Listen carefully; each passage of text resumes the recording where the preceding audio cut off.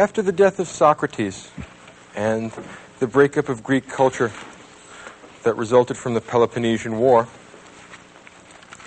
Socratic philosophy went into a decline and fragmented into several pieces. And the fragments of Socratic philosophy make up the body of Hellenistic philosophy. What I mean by Hellenistic philosophy is the subsequent developments of Greek philosophy, which take their cue from the Socratic approach to philosophy. Yet they don't have all the component parts of Socratic philosophy. They usually lack the wit. They almost always lack the poetry. Occasionally they absorb some of the ethical doctrines or epistemological doctrines, but the ones who come after Socrates never really live up to the Socratic ideal. The three main fragments that Socratic philosophy breaks into are called Stoicism, Epicureanism, and Skepticism. And these are the most important Hellenistic outgrowths from Socratic philosophy. And since Rome, the Roman Empire in particular, is the political entity which ultimately dominates the Mediterranean basin and absorbs and inherits the tradition of Greek philosophy, most of the Hellenistic branches of philosophy are developed in connection or with reference to, either politically or intellectually, with Roman culture. And the first of these developments is hedonism, or Epicureanism, named after a guy named Epicurus. And what Epicureanism says is that pleasure is the only good,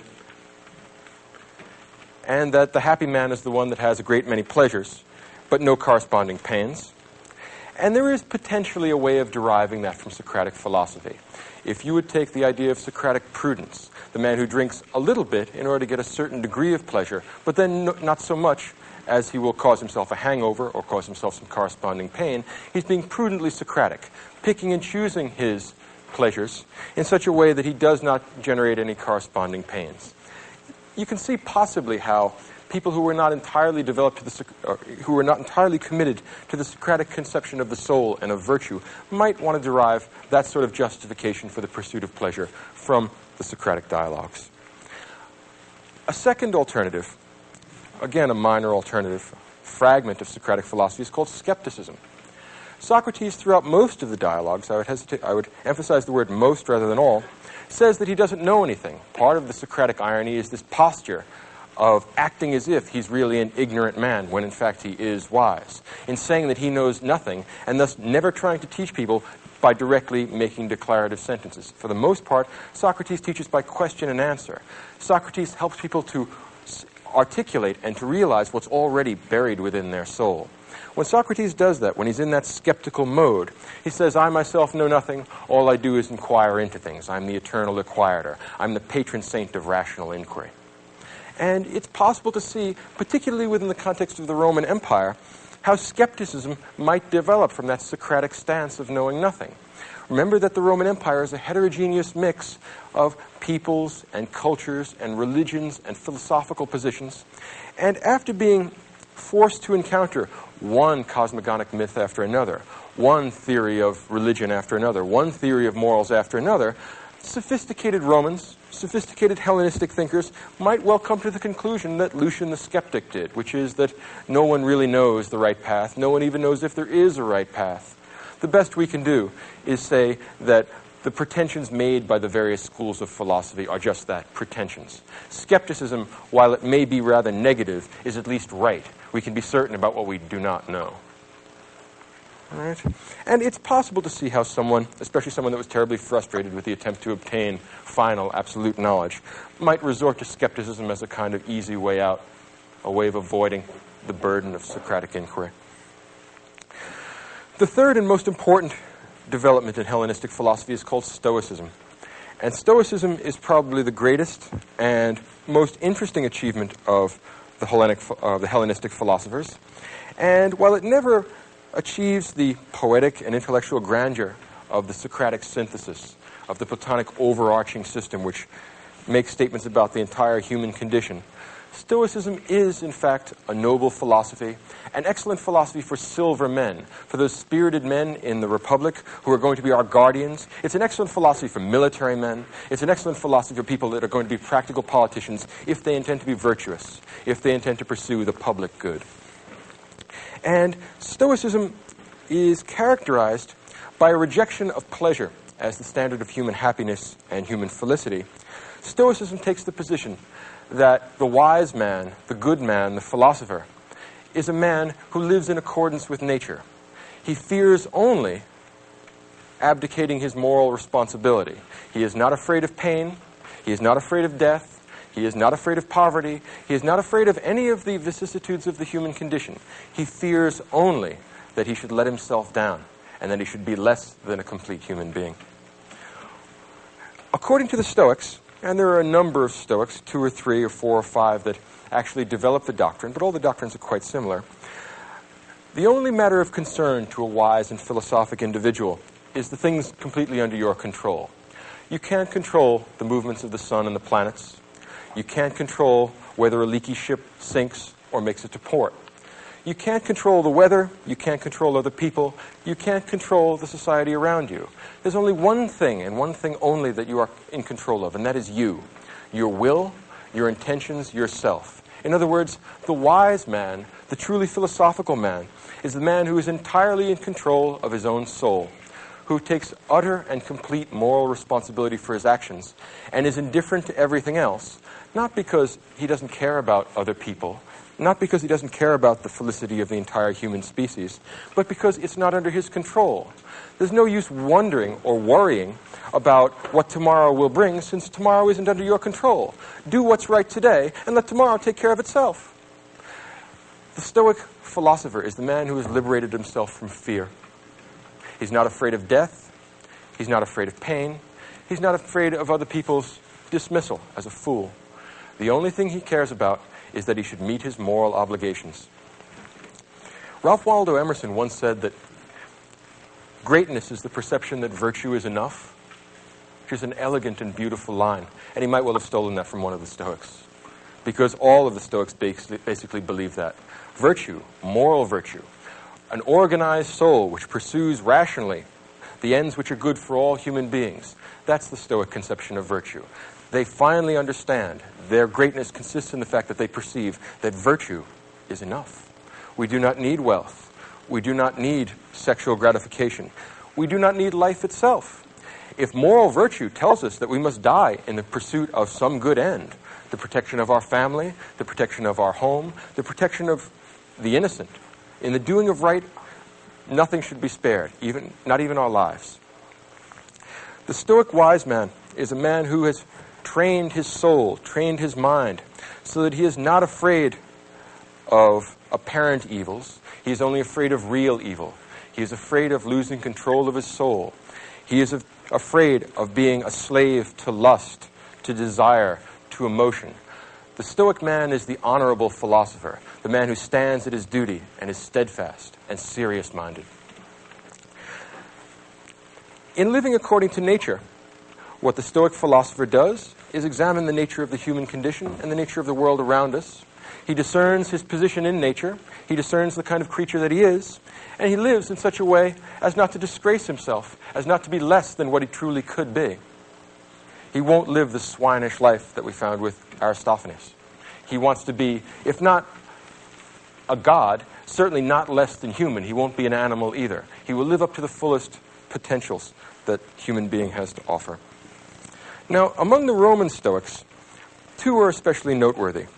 One is Epictetus, and one is Marcus Aurelius. And one of the wonderful ironies about the history of philosophy is that Epictetus was a slave and Marcus Aurelius was an emperor. And philosophy is the great equalizer. Both the slave and the emperor can equally well participate in a philosophy that is accessible to all human beings as human beings. There's nothing less conscious of social status than philosophy. A wise man, a man who is disciplined, in control of his motions, and follows the way of nature, can be a good man no matter what his position in the social structure is. He is not responsible for the social structure, and it is not his problem. If the gods or nature or whatever is controlling the world makes you a slave, then be a good slave. If God or nature or whatever is controlling the world makes you an emperor, then be a good one. Your job is not to disgrace yourself and live up to the highest potentials of human being. The most interesting of the Stoics is Marcus Aurelius. Lord Acton, the great English philosopher and historian, once said that power corrupts, and absolute power corrupts absolutely. And that's generally speaking true. The difficulty with that generalization is Marcus Aurelius. Marcus Aurelius was an absolute ruler. He was a ruler of the Roman Empire. He was an emperor. He had absolute power of life and death over everyone in the known world. I don't mean everyone in the world as we know it today, but everyone in the world as the Romans would have known it. They don't know about China or have a very attenuated conception of the Eskimos. For them, the world is the Mediterranean basin, and Rome owns it. And Marcus Aurelius owns Rome, essentially. His word is law. Now, for almost all the Roman emperors, they lived scandalous lives, and they disgraced themselves. They were much more concerned with indulging their sensual appetites, satisfying their passions, flying into rages. Marcus Aurelius is the standing exception to that, and the exception to Lord Acton's generalization. In his case, power didn't corrupt. Absolute power did not corrupt absolutely.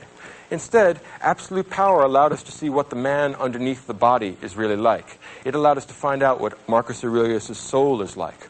Imagine a man for whom all the restraints of law and custom and political order are taken away. He can have whatever he wants. If a man under those circumstances behaves well, you know something about the soul underneath, because no external constraint is making him do what he is doing. And Marcus Aurelius is the one example of an absolute ruler who behaves himself in such a way as not to disgrace himself. It's an amazing temptation. Imagine what it's like. Stop and put yourself in that place for a second. Marcus Aurelius takes the throne in 161 AD and he dies in 180 AD. 19 years controlling the entire world. He can have all the money in the world. That's not an exaggeration. All the money in the world. If he wants it, he can just collect it all. He can have sex with anyone he wants, whenever he wants, under any circumstances. If he wants to get drunk, he can have wine brought in by the boatload, infinitely, forever. He can go on a drunk now and stay drunk for the next 19 years until he dies. Imagine anything that the bronze, desiring, emotional, irrational parts of your souls want. And now imagine that you can have it. Now, under those circumstances, imagine that you are forced to bear with this human condition for 19 long years. Now ask yourself, and you didn't give a show of hands, but stop and think about it for a minute. How many of you would fail to disgrace yourselves? To tell you the truth, I don't think that I could meet the challenge. If you're honest about it and you stop and think about what kind of a man it takes to bear up under those circumstances, I think you'll have to admit, or at least I'll have to admit, that he's a better man than I am. And that in this respect, over the centuries, Marcus Aurelius serves as a standing reproach to our self-indulgence, a standing reproach to the idea that we are unable to deal with the circumstances of human life. If you can deal with temptation at that level, I cannot imagine what is outside the human potential. And for the Stoics, we must remember that any virtue which is accessible to any human being is in principle accessible to all of us. We all have a rational nature which allows us to control our feelings, control our behavior, control our connection to other people. Compared to Marcus Aurelius, we have tiny little temptations. We're tempted to steal a little thing. We're tempted to cheat on our income taxes. We're tempted to cheat on our spouses. Marcus Aurelius has that sort of temptation magnified 1,000-fold. And he consistently does good stuff. Stop and think about this for a minute. This is no common man. This is not like the rest of us. And I don't know how he did it. Maybe he did it through philosophy, but, well, it remains to be seen. Marcus is the last of the good emperors. He's the last of the Antonine emperors. And the emperors that come before him are, generally speaking, okay. They're not as bad as the ones that come after. But Marcus is perhaps the greatest of the Romans, the noblest of the Romans. When old-fashioned writers talk about Roman virtue, what they have in mind is Marcus Aurelius, a man who does what he ought to do regardless of circumstance. Tough Roman virtue. He's not afraid of being dead. He's not afraid of being in pain. He's not afraid of having people laugh at him. He's only afraid of doing what's wrong. He's only afraid of making chaos of his soul. Why? Because his soul is the only thing he's completely in control of. It's the only thing he's responsible for. And the rest of it is a matter of indifference to him. He'll certainly try and perform his function as emperor in the best way he possibly can. But there are Germans at the border, and should they succeed in winning this war, he did the best he could. He has no reason to feel guilty. He has no reason to feel that this is a difficulty. If, for some reason, he gets sick, well, sickness is part of human life. You accept it as it is, you deal with it the best you can, and then you move on. In other words, Marcus Aurelius intends to live a life in which he will not have to feel guilty about anything. And he succeeded in doing that under the most trying possible circumstances. Again, put yourself in a position where you can have anything you want, and no one can stop you. No matter how evil, no matter how depraved, no one can stop you because your word is law. Marcus Aurelius behaved himself for 19 years under those circumstances. It's a standing reproach to our self-indulgence. The kind of things that Marcus Aurelius writes are not meant for publication. Let's think about this a little further. Marcus wrote this manuscript without intending to have it published. After his death, he wanted to have it burned. Some philosophically inclined, bookkeeper, librarian, aide-de-camp, or whoever it is that picked this up, said, no, we just can't throw this out. We cannot lose the memory of such a great man, and we can't lose the sort of meditations that he created. He wrote a book called The Meditations, and it's a book to himself that's not intended to be published. What sort of a man writes a book to himself? What sense does that make? Think about it. The nature of a book is communicating something, and we would think we would communicate it to some reader. But this is not going to be published. It's written to himself. What makes a man write a book to himself? And there's a very deep answer, I think, here. Marcus Aurelius writes a book to himself because he's the loneliest man in the world. He has no friends because he has no equals. Think about a man breaking himself on the rock of an impossible virtue. He has no equals. Everyone he talks to wants something from him. He is the emperor of everything in the world. He owns it all. Everything he says immediately gets done. He has absolute life and death power over everyone. So anytime he's in the throne room, he's having an audience, someone comes in from some part of the empire, they're always here for some reason, and they're always here because they want something from him. And all Marcus wants to do is live a philosophical life. But he happens to have had the misfortune to be born the emperor of Rome. What a pity.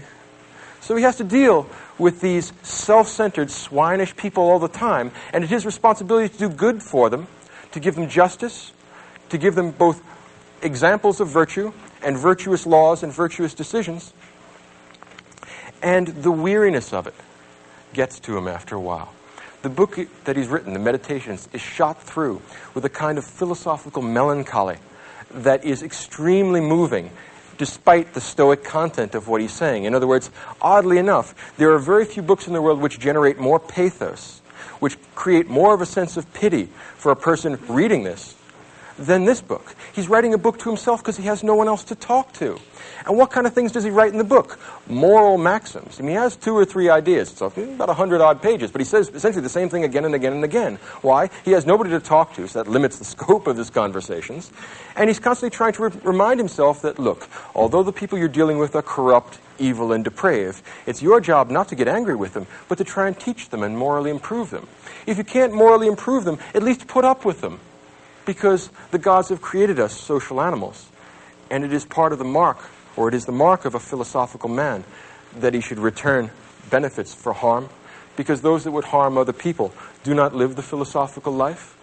Those that don't want the ultimate good for themselves and for society do so because they don't know any better.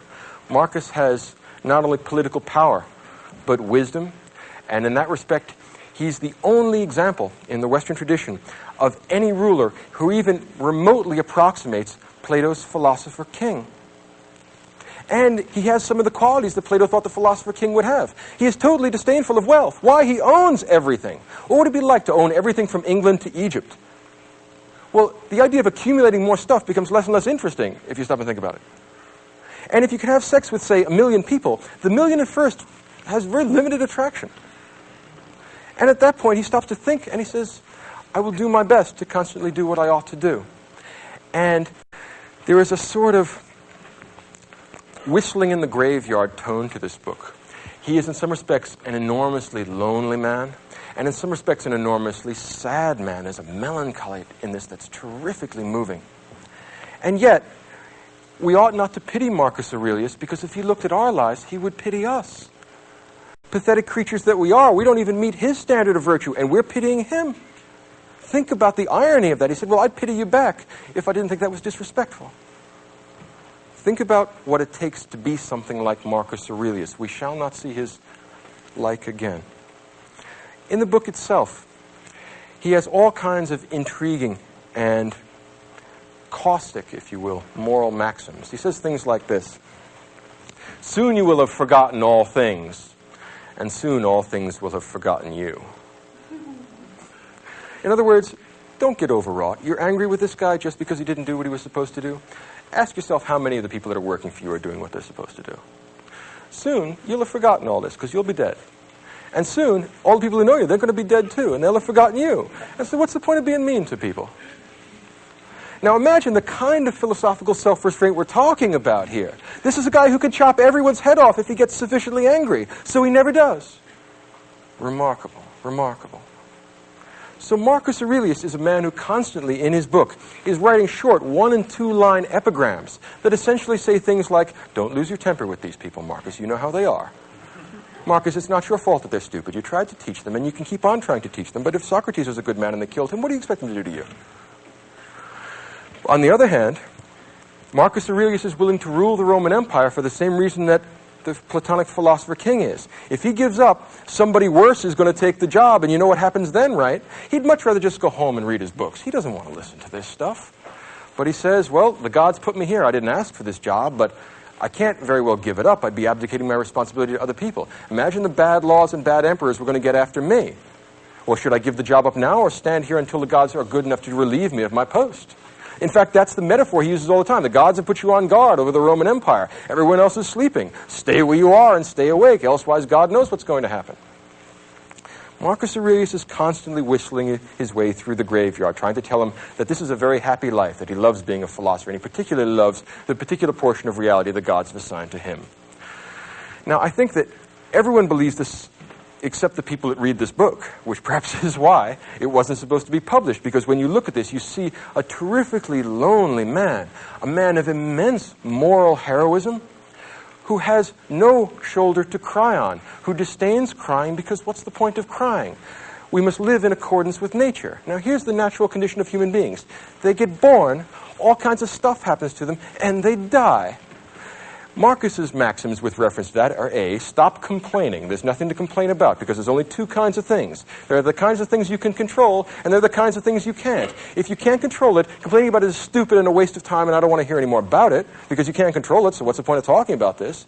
Or you have the other kind of thing, the kind of thing you can control, like your intentions, like your behavior, like your actions. And since you can control them, who do you expect to help you out except yourself? Stop complaining about that too. So whether it's the kind of thing you can control, or it's the kind of thing you can control, Marcus Aurelius does not want to hear any complaints, and he does not want to hear any excuses, because there are no excuses to give. Whew. Now, that's easy enough to say, and a lot of people think that other people should be this way. Right? Have you noticed it? Like, you can't help but admire this guy. Like, every one of us, I bet, in this audience said, wow, what a great guy. I wish I knew him personally. No, you don't. Think of what he'd think of you. You really don't want to know this guy. Imagine working for him. Oh, please. No, this guy is never going to be satisfied. And if he is satisfied, he's not like he's going to give you applause. He's going to say, well, you're doing what you ought to do. No compliments for you. You're doing what you ought to do.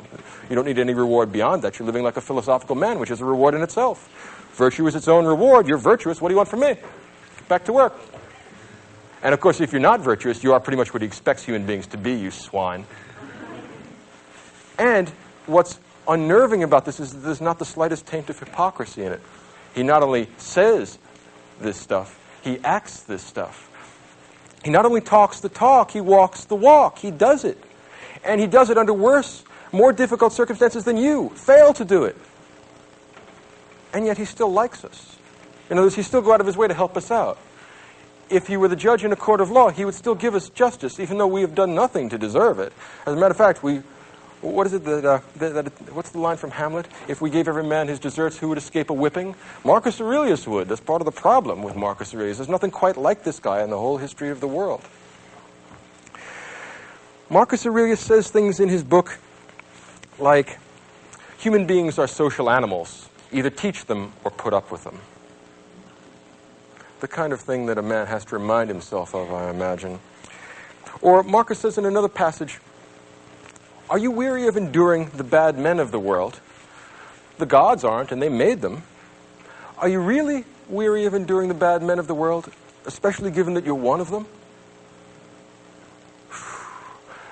Dreadful, powerful, caustic, ruthless analysis of himself and others.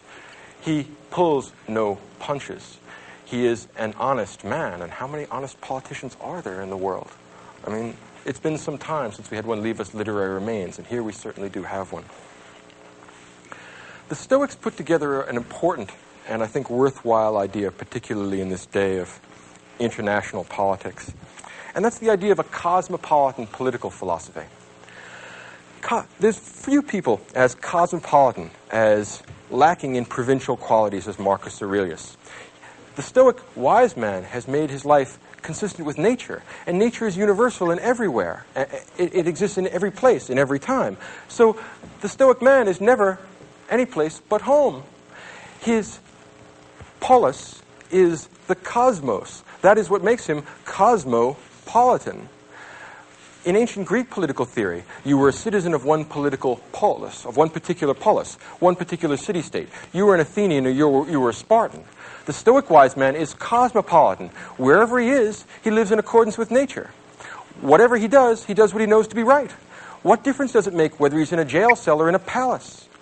As Marcus Aurelius put it in a beautiful epigram in the book, even in a palace it is possible to live well. No excuses. Don't tell me that it's because of temptation. That won't go over. No excuses go with Marcus. The idea of a cosmopolitan political philosophy is one of the great achievements of Roman Stoicism. And if you stop and think about it, it's an excellent and a necessary idea when you're running something as big and heterogeneous as the Roman Empire.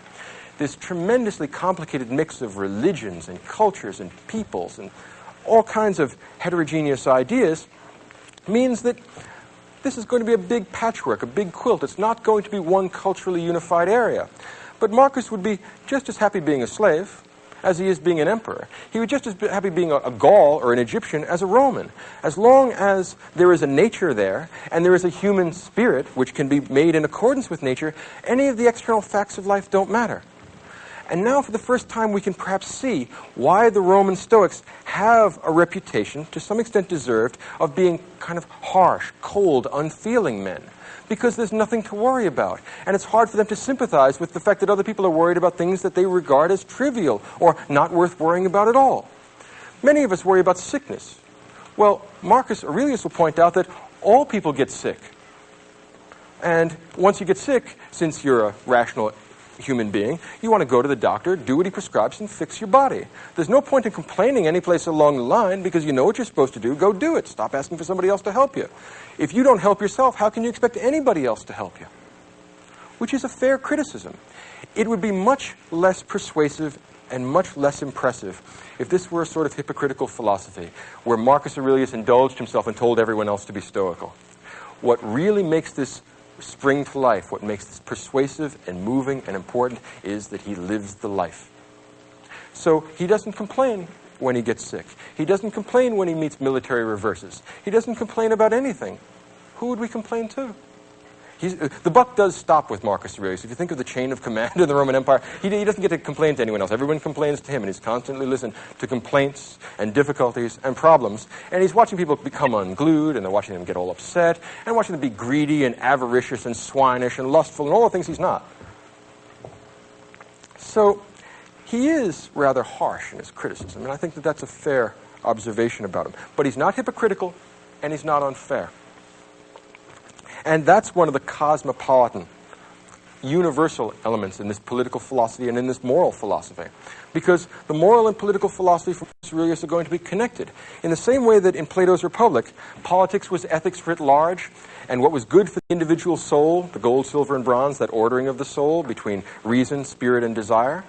What's good for the soul is the same thing that's good for the city. To have rational people running the government, like Marcus Aurelius, doing their best to follow the philosophical life. You'll want bravery and fortitude and courage among your soldiers, the silver virtues. And among the rest of the people, you expect the bronze virtues. They want to eat and drink and make merry. It would be nice if we could make philosophers of all of them, but if we can't, well, the best thing we can do is to take care of them and prevent misfortunes from befalling them. In some respects, to try and save them from themselves. Now, Marcus Aurelius is the only example of this in Roman culture. There's not a great deal of things that we can compare him to. If we had to say that there was someone to compare him to, it would be Epictetus, the slave.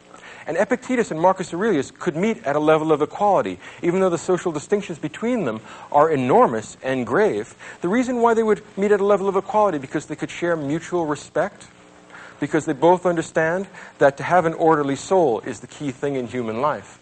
And that's what makes life worth living. And whether you happen to be a slave or an emperor doesn't make any difference. Whether you happen to be sick or healthy doesn't make any difference. Whether you happen to be just born and have 100 years ahead of you, or whether you're on your deathbed doesn't make any difference. Marcus says, with regard to death, because many people are afraid of death, and he has no understanding. He doesn't really understand what everybody else's problem is. He says, look, everyone dies, so you're going to die. So what's the point of complaining about it? I can understand trying to avoid it. I mean, health is a good thing, but when you're going to die, you're going to die. Don't give in to fear. Don't give in to irrational musings. Don't let your imagination run wild. Control your feelings. Control your emotions. Control that part of you which is you. The meat, your body, not so important. The other stuff around you in the world, a matter of indifference to you. As long as you follow the way of nature, as long as you act in a rational fashion, as long as you live up to the best potentials in the human soul, then you are a good man and you need worry about nothing else. Some people worry about the gods, that the gods will cause you misfortunes, that the gods have a Hades or a hell or an afterlife where people will be tortured and have bad things done to them. Marcus adopts exactly the same position that Socrates did. He says, look, Marcus says, I'm not certain if there are gods. In the book itself, he says, I'm not aware of any rational proof that there exist gods, and I'm not aware of any rational proof that there are no gods. In other words, he's agnostic in that respect. But he takes a position rather like that of Blaise Pascal, and he says, let's think about what the implications are if God exists, and let's think about what the implications are if he doesn't exist, and let's see if we can find one way of acting that'll satisfy both contingencies. Logical guy. And he says, well, if the gods don't exist and the world is just atoms and the void, if you think back to Professor Staloff's lecture about early primitive physical theories, well, we have atoms in the void, homogeneous stuff called matter, and then the space that it moves around in. Well, if there are no gods, and there is no moral order to the world, and we're just atoms in the void, well, then what difference does it make what happens to you or anybody else? So you come into being, you go out of being. So what? You get healthy, you get sick. So what? There's nothing to get excited about because, well, it's just atoms in the void. Don't be afraid of it. It is what it is. There's nothing to be afraid of. You could say that Roman Stoicism is a way of telling people there's nothing to be afraid of. Nothing can happen to you in nature that is not a part of nature. And nature contains nothing fearful for the rational soul. Now let's take the other half of the Pascalian alternative. Let's consider the proposition that there are gods or a god. Doesn't matter whether it's monotheistic or polytheistic.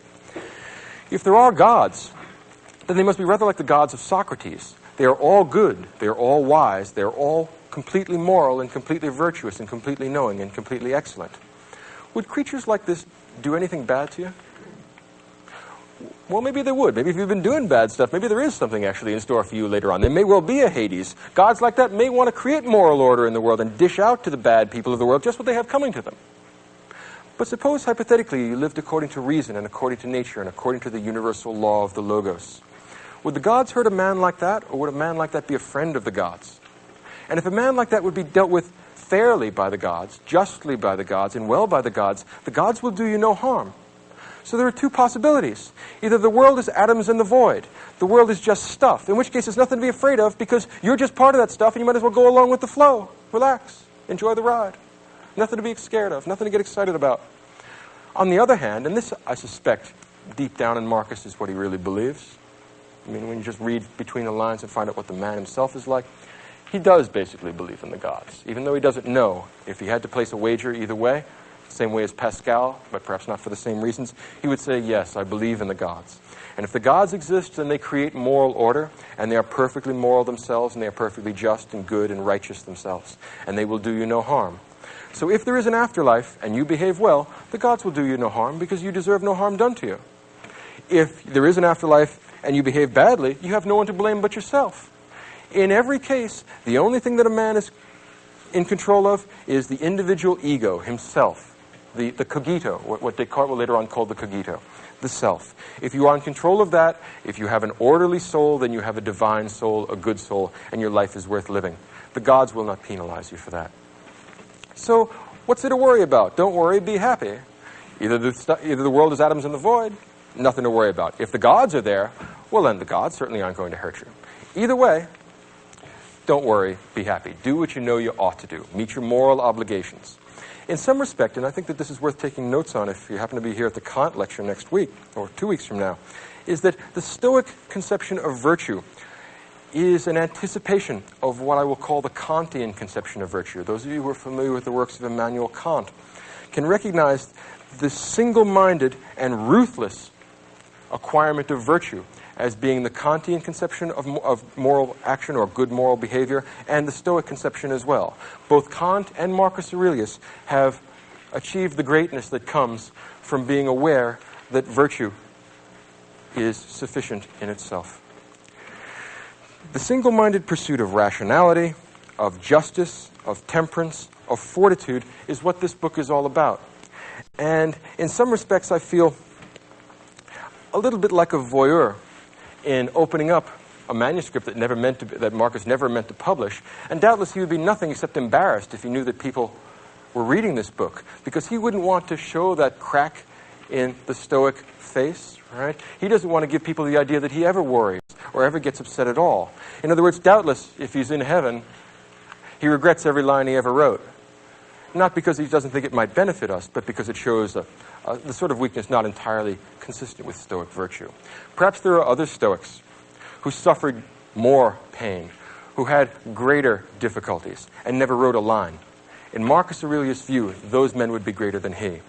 And whether there exist such people or not, Marcus Aurelius is a sort of standing reproach to our weakness, to our self-indulgence, to our willingness to give in to what we want, to our inclination to make excuses about things that were entirely up to us, and to try and act as if we are not responsible for our behavior. One might want to say that Marcus Aurelius is an important step in the construction of the Western conception of the self or the ego. You are the part of you, not the meat, but the will, the soul, the internal stuff. That's what you're responsible for. That's what the gods will judge you on the basis of. Apart from that, don't worry about it. All other things are matters of indifference to you. Connect yourself to nature, do what's right, and let the devil take the hindmost. It's not your problem. Stoicism is an appropriate philosophy, I would say, for serious, ruthless, introspective people that want real answers and are willing to take no nonsense. In that respect, it's a kind of moral philosophy I would be inclined to teach at, say, West Point. If I were teaching people that are going to be under terrible danger and terrible fearful conditions, I would teach them to do what they know they ought to do, and to discipline and organize their emotions in such a way as they behave themselves in a way that is not disgraceful. To avoid that is the epitome of Stoic virtue. And it may not have all the attractive elements of Socratic philosophy. It lacks the poetic element of Platonism. It lacks the comprehensive intellectual drive of Socrates. But it still contains elements of Socratic nobility that neither skepticism nor Epicureanism offer us. And in that respect, I think it's the true heir of Socratic philosophy. The key idea behind Marcus Aurelius, something like this, that it's just the human condition for us to have troubles and worries and anxieties and problems. Don't torture yourself by worrying about things that aren't in your control. Leave that in the hands of God. Leave that in the hands of nature. Do your best to control the things that you do have control over: yourself, your behavior, your intentions, and your actions. If you do that, you will live a blessed and happy and virtuous and wise life. You will be a real human being. If you fail to do that, gradually the inclination towards debauchery, evil, vice, sin, to put it in theological terms, will become greater and greater, and unless you arrest this slide towards self-indulgence, you will harm yourself and you will harm the people around you. No rational being wishes to harm themselves. No rational being wishes to harm the people around them. Because of that, If we were to be rational, it is the same thing as making us good, and that is the same thing as making us free. Not free in the sense of political freedom, being a slave or a free man, but free in the sense of being autonomous, making our own decisions, making laws for ourselves. Free in the sense of no longer being the slave of our passions, being pushed about by our feelings, being a toy that gets messed with by arbitrary things that are really beneath the human condition, that are mere emotion. If we want to be fully human, we must be fully free, and that means fully rational, and that means fully good. Accept no substitutes, is what Marcus Aurelius says. He did that himself, and he hopes that other people will do it. He did the best he could, and you can't help but feel that at the end of his life, he must have felt relieved that the terrible crushing burden of this loneliness, a man that has no equals and has no friends, a man that has nothing but philosophy to guide him, death must have been a great release. It's like getting the evening off after you've put in your turn guarding the camp. And instead of becoming an obscure and unimportant figure, he's become a symbol in the history of Western philosophy of the practical, concrete, immediate virtues, the sort of virtues which are accessible to us, not because we have profound intellectual ability, not because we're a Newton or a Kant, but simply because we have problems and we're everyday rational human beings. The Stoic man says that a virtue that is possible for one man is accessible to all of us. There is no excuse for us not being that good. If we provide such excuses for ourselves, we harm ourselves and we harm others by preventing us from recognizing our true moral obligations.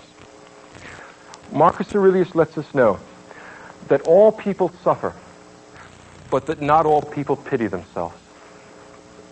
Marcus Aurelius lets us know that all men die, but that not all men die whining. Something to think about. Take home with you and mull it over.